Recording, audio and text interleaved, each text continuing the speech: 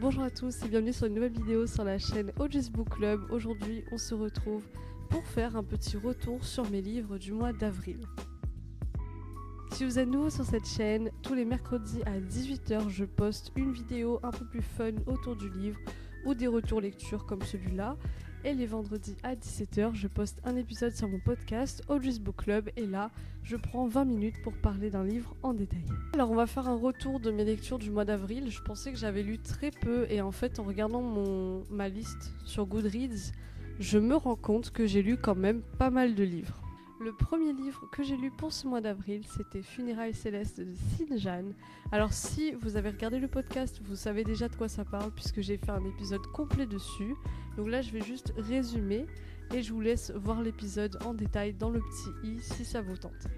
Donc Sinjane a écrit ce livre Funérailles célestes qui suit l'histoire d'une jeune femme qui est chinoise et qui va aller au Tibet dans les années 50 pour retrouver son mari puisqu'il a été envoyé au Tibet pendant la guerre. Et lors de ce voyage, ça va être presque un voyage spirituel pour elle, un vrai récit initiatique. Elle va vivre avec des nomades tibétains.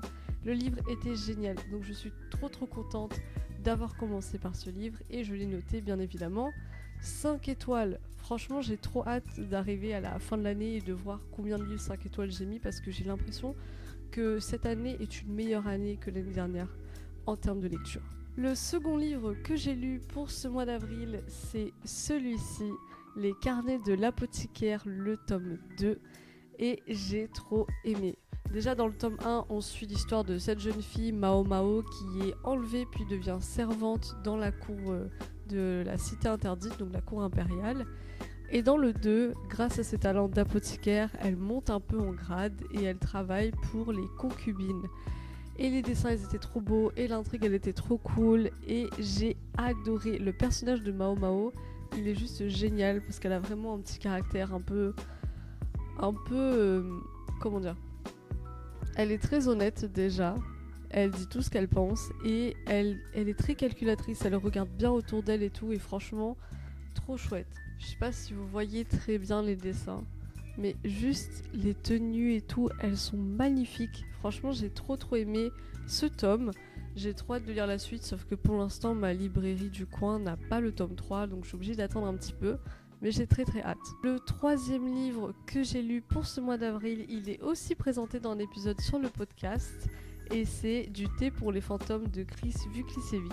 Alors si ça vous tente, je vous invite pareil à voir toujours l'épisode parce que là vraiment j'ai fait quelque chose en détail, j'ai essayé de faire une petite intro et tout. Donc c'est un peu plus cool que ce que je vais dire là. Donc en résumé, on suit l'histoire de jumelles qui vont perdre leur mère, sauf qu'elles ont une particularité, c'est qu'elles sont des sorcières. Une, Félicité, elle peut faire du thé pour les fantômes. Elle n'est pas en très bon terme avec sa sœur Agonie.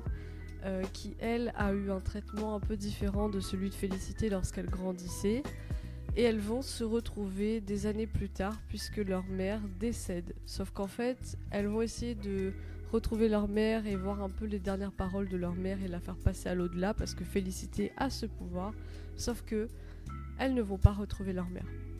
Et donc, elles vont partir en quête de réponses. Elles vont faire toute la ville de Nice pour trouver des réponses. Et j'ai trouvé que c'était une histoire très touchante. J'ai adoré le côté fantasy. Et celui-là, je crois que je l'ai mis 4 étoiles. Sinjane était un peu plus haut. Et pour Les Carnets de l'apothicaire, j'ai mis 4 étoiles aussi. Voilà. Le quatrième livre que j'ai lu ce mois d'avril, c'est celui-ci, L'Atelier des sorciers, le volume 2. Bon, si vous me suivez depuis quelques temps, vous savez que je l'avais acheté lors de mon voyage avec Noémie à Paris. Et je l'ai enfin lu. Et en fait, pour la petite histoire, si je ne l'ai pas lu depuis tout ce temps, c'était juste parce que, pareil, ma librairie n'a pas la suite. Donc j'avais pas envie de lire ce livre, puisqu'après je serais obligée d'attendre. Mais en fait, j'ai fini par craquer. Et donc on suit l'histoire de Coco, qui est une humaine qui va devenir sorcière et intégrer cette école de sorciers. Sauf qu'en fait, on découvre qu'il y a vraiment plein de choses qui se passent parce que lorsque Coco commence à faire de la magie alors qu'elle est humaine, elle utilise un livre, mais ce livre a que des sorts interdits. Donc le professeur de l'école va essayer de comprendre comment elle a pu avoir ce livre en ses mains, qui lui a donné, qu'est-ce qu'on lui veut. Dans le tome 2, on suit toujours l'histoire de Coco, mais juste on voit un petit peu plus ce personnage qui est sur la couverture, Agatha. Et j'ai beaucoup apprécié. Donc ça c'était, je sais plus si c'était un 4 ou 5 étoiles, je vérifie. J'ai mis 4 étoiles aussi pour celui-là, mais franchement il était très très bien et j'ai trop hâte de continuer. C'est un petit manga bien cosy, où il se passe des choses mais pas non plus énormément de choses, et c'était parfait avant de dormir. Le 5e et le 6e livre que j'ai lu pour ce mois d'avril vont ensemble, puisque c'est la duologie de Becky Chambers. Ils vont ensemble, puisque le premier tome c'est A Psalm for the Wild Beasts et le deuxième c'est A Prayer for the Crown Shy. Et j'ai d'ailleurs l'intention de faire un épisode sur le podcast, donc je vous invite à voir ça en détail. Mais l'histoire, grosso modo, c'est un univers futuriste, donc les hommes pendant longtemps ont été avec des robots, ont travaillé avec des robots, ont utilisé les robots pour faire leurs tâches. Et il y aura un événement qui va se passer et tout le monde va un peu s'écrouler entre guillemets.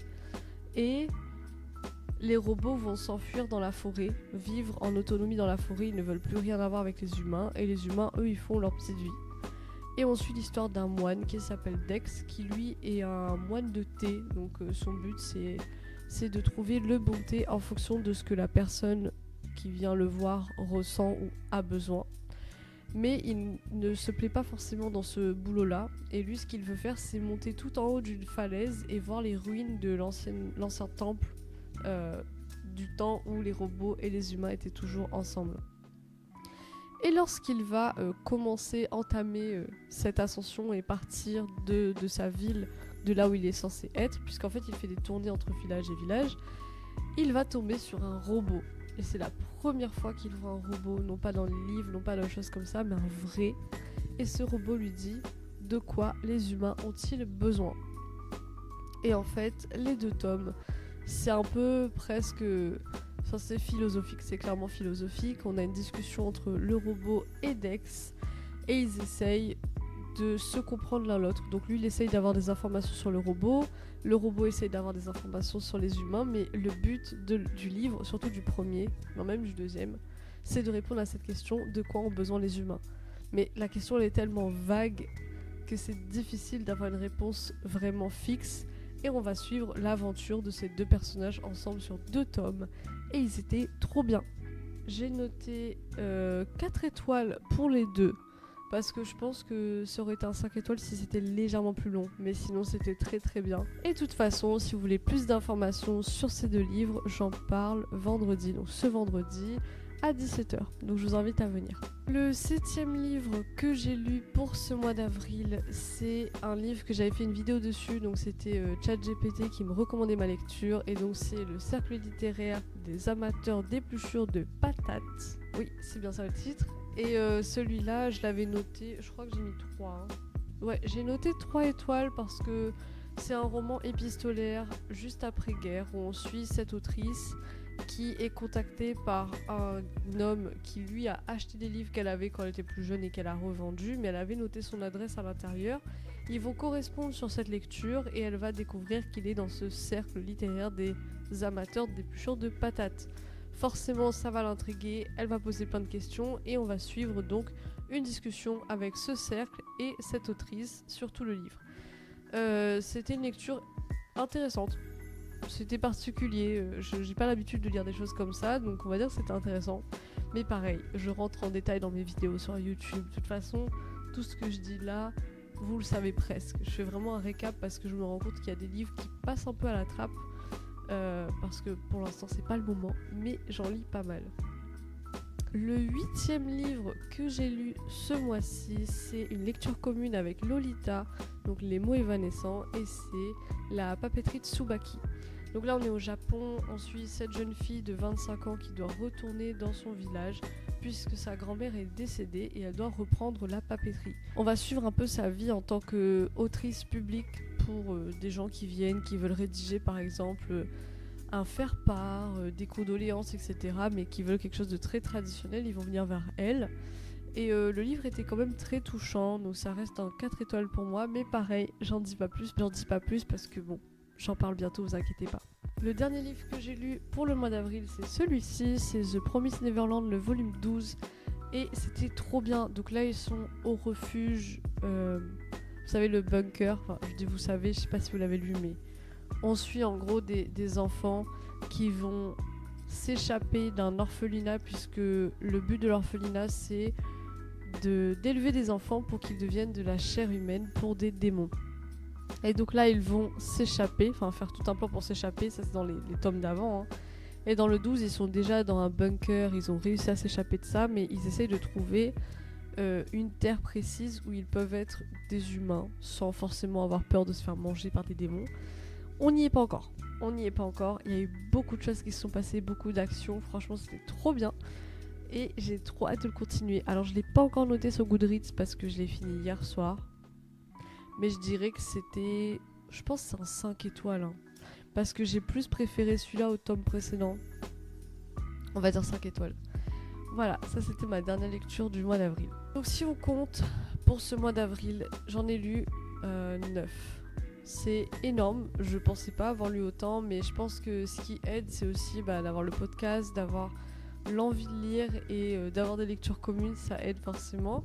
Et là, ma petite technique pour lire maintenant, c'est de lire avant de dormir. Ça marche très très bien.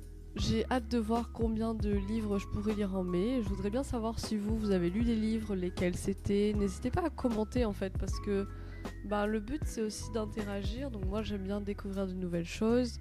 J'espère que ce petit retour lecture vous a plu. Peut-être que ce sont des livres que vous avez déjà lus aussi, donc n'hésitez pas à mettre en commentaire si c'est le cas, pour qu'on puisse en discuter. Je réponds toujours. Et je vous dis à très bientôt sur cette chaîne. Donc on se retrouve vendredi si vous écoutez le podcast. Sinon on se retrouve mercredi.